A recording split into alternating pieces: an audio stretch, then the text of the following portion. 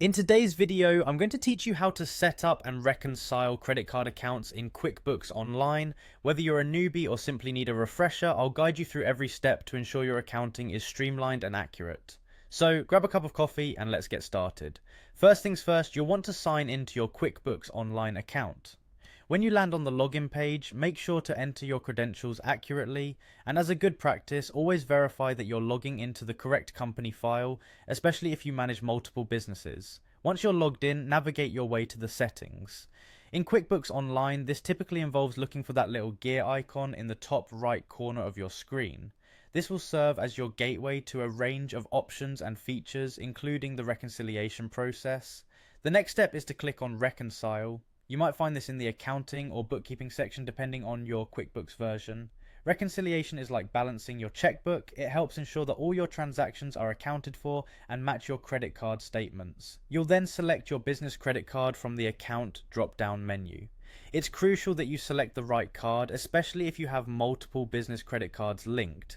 This ensures that the transactions correspond with the correct account statements. Now you'll need to type in your statement ending balance. Grab your latest credit card statement and locate the ending balance figure.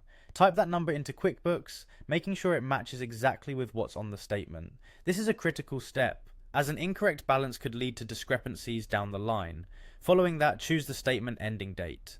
Again, refer to your credit card statement to make sure you're selecting the right date. This date signifies the end of the billing cycle and will help QuickBooks pull the accurate set of transactions. As you proceed, you'll reach the step where you need to match and clear transactions. Here's a tip. Take your time to carefully go through your transactions. If everything is recorded accurately, your difference field will reach 0. This means all transactions have been successfully matched with your statement, ensuring there are no unaccounted amounts. Finally, when you're confident that all transactions have been reviewed and the difference field is 0, click on Start Reconciling. This process will lock in those transactions, officially completing your card's reconciliation for that period. And there you have it, you've successfully set up and reconciled a credit card account in QuickBooks Online.